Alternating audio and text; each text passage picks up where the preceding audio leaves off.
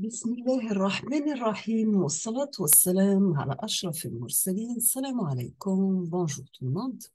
Aujourd'hui, on va voir la partie numéro 4, toujours le chapitre numéro 1, في module logique combinatoire et séquentiel. Nous sommes arrivés à la partie, donc on a terminé avec le complément A1, le complément A2. Donc nous sommes arrivés à la retenue et le débordement. On dit qu'il y a une retenue, c'est une opération arithmétique génère un report. D'accord? On dit qu'une retenue, c'est une opération arithmétique génère un report. On dit qu'il y a un débordement, ou bien ce qu'on appelle en anglais le overflow, au dépassement de capacité, c'est le résultat de l'opération sur n bits est faux. Vous avez, c'est le nombre de bits utilisés insuffisant pour contenir le résultat, ou bien, autrement dit, si le résultat dépasse l'intervalle des valeurs sur n bits utilisés. On valide toujours avec un exemple. Vous avez ici le cas de débordement, c'est vous avez le plus 9 plus 8 égale plus 17. Donc, si vous allez faire 1 plus 0, c'est 1. 0 plus 0, c'est 0. 0 plus 0, c'est 0. 1 plus 1, c'est 10. Donc, vous avez 1 plus 0, c'est 1. Et 0. Dans ce cas, vous avez le 1 qui indique que votre nombre est négatif. Par contre, il est positif. Dans ce cas, vous avez un cas de débordement. Il faut faire l'opération autrement. Donc, si vous avez le même cas ici, si vous avez moins 9, moins 8 qui est égal à moins 17, si vous faites l'addition ici, vous trouvez le 0 qui indique que votre nombre est négatif, positif, donc il est négatif. Dans ce cas, nous avons un débordement, c'est la somme de deux nombres positifs donne un nombre négatif. Ou bien la somme de deux nombres négatifs donne un nombre positif, d'accord? Il n'y a jamais un débordement que les deux nombres sont de signes différents. Donc, vous avez ce problème lorsque vous avez les deux chiffres sont de même signe. Troisièmement, on va voir le codage BCD ou bien ce qu'on appelle Binary Coded Decimal.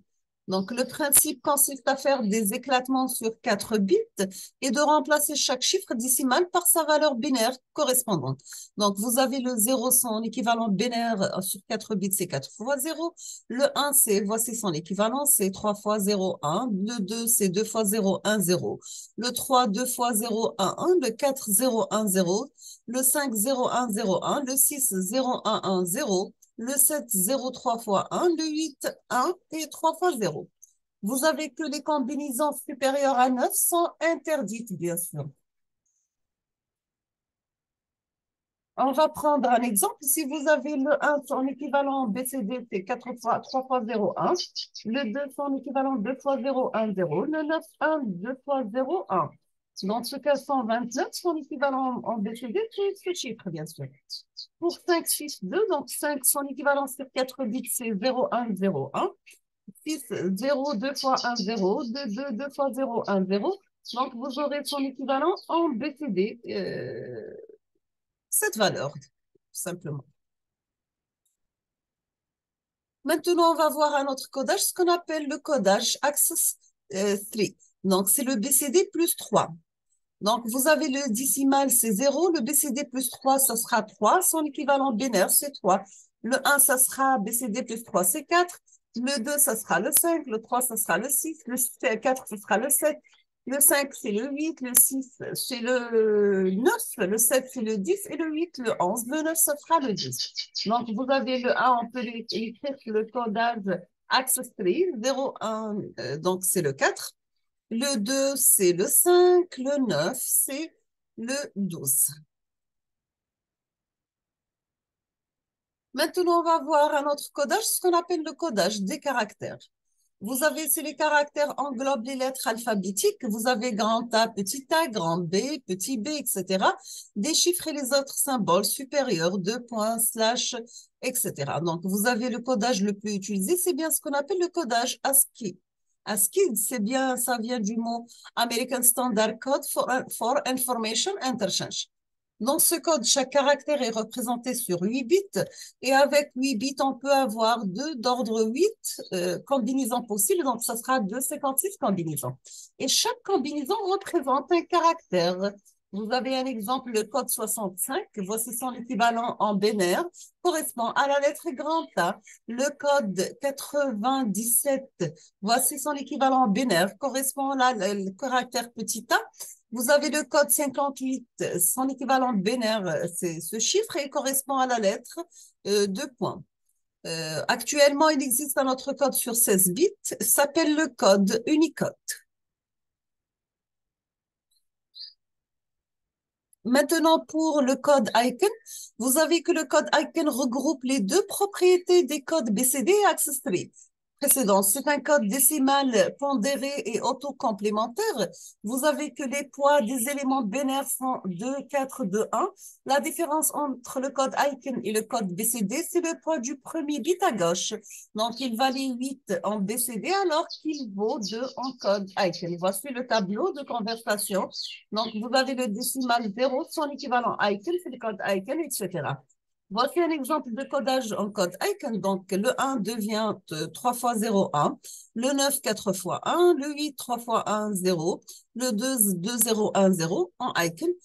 Ici, par exemple, la icon 1, 0, 1, ça devient 5 décimales. 0, 1, 0, 0, ça devient 4. 0, 3 fois 1, ça devient 7. 1, 1, 0, 0. Le code icon, ça devient 6 décimales. Vous avez que la propriété d'auto-complémentarité du code icon. Exemple avec le chiffre 8 en décimale. Le complément A9 de 8, c'est bien sûr 1. Sur le code icon, le complément A1 de 3 fois 1, 0, le mot code du 8, ça devient 3 fois 0, 1, c'est le mot code du 1. Maintenant, pour le code Gray ou bien ce qu'on appelle le code réfléchi, ce code est caractérisé par le fait que deux niveaux consécutifs ne diffèrent pas que par un seul digit. Exemple, vous avez les codeurs à position non rotative. Vous avez une conversion binaire code Gray. Dans ce cas, le bit du poids le plus fort du code Gray, situé à l'extrémité gauche, est le même que le MSB du nombre binaire. Donc, si vous déplacez à droite, de gauche à droite, vous allez additionner chaque paire de bits adjacents du code binaire pour obtenir le bit suivant le code Gray. Vous avez rejeté les retenues, bien sûr. Donc, vous avez un exemple. Si vous avez 1, 0, 1, 1, 0, en code Gray, ça devient 3 fois 1, 0, 1. Maintenant, pour la conversion code Gray binaire, vous avez que le bit du poids le plus fort du code binaire situé à l'extrême gauche et identique au bit correspondant au code Gray. Deuxièmement, vous allez additionner chaque nouveau bit du code binaire créé au bit du code Gray adjacent suivant, situé immédiatement à droite. Vous allez dans ce cas, le retenu, ça sera rejeté. Exemple, le code Gray 2 fois 1, 0, 1, 1, ça devient en binaire 1, 2 fois 0, 1, 0. Maintenant, on va voir le code détecteur-correcteur d'erreur. Vous avez le contrôleur d'erreur, c'est-à-dire que les données peuvent être modifiées ou bien perdues pendant le transport. Vous avez un service primordial pour de nombreuses applications, exemple le transfert de fichiers. Vous avez modification au niveau physique, vous aurez une déformation de l'onde, une perte complète du paquet. Vous allez dans ce cas la congestion du réseau, saturation des routeurs ou bien des switches. La détection d'erreurs, comment se rendre compte que la modification des données à l'arrivée des trames, c'est bien sûr un problème au niveau physique. Et vous avez la suppression des erreurs. Nous avons deux techniques. Comment corriger à l'arrivée les données erronées? Vous avez la correction d'erreurs à l'arrivée du paquet. Faire en sorte que l'émetteur renvoie les trames erronées, perdues. Dans ce cas, vous allez faire la récupération d'erreurs par réémission. Maintenant, pour un exemple de détection, on va utiliser le code de parité. Comment on va travailler avec? On va ajouter un bit à 1 ou 0 suivant la parité du nombre de bits à 1 dans les données. Vous allez dans ce cas, le récepteur vérifie la valeur de ce bit de parité. Si vous avez un exemple comme donnée 1, 3 fois 0, 2 fois 1 bit de parité égale à 1, vous avez comme donnée 1, 2 fois 0, 3 fois 1, 0, 2 fois 1. Donc, vous aurez dans ce cas le bit de parité égale 0. Il est très peu coûteux en taille, bien sûr, on parle du code de parité, et très peu coûteux en calcul. Mais quelle est la qualité de la détection d'erreur? Il est capable de détecter un seul bit erroné. Est-ce que ça sera possible sur 2 bits, 3 bits, etc.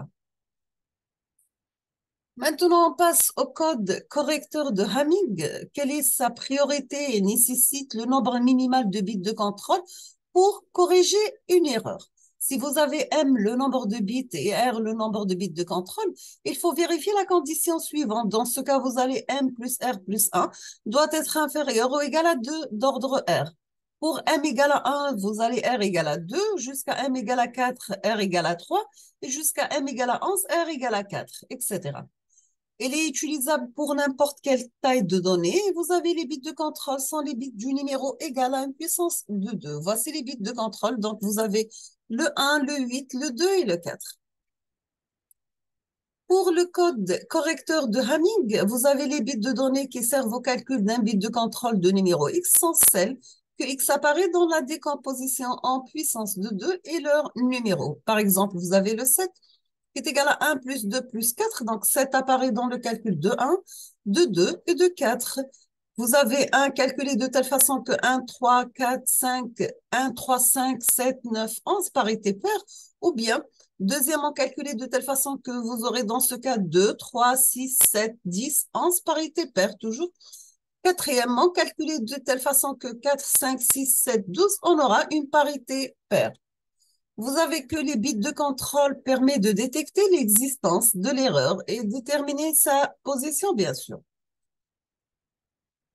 On va prendre un exemple. Si vous avez M égale à 4, R égale à 3, dans ce cas, vous aurez les bits de contrôle, ça sera B1, B2 et B4.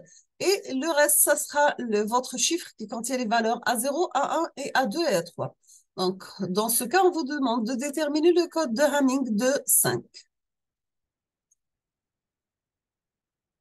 Nous sommes arrivés à la fin de cette vidéo. Je vous remercie infiniment pour votre attention. Comme toujours, n'hésitez pas si vous avez des questions et à la prochaine vidéo, Inch'Allah. Merci beaucoup.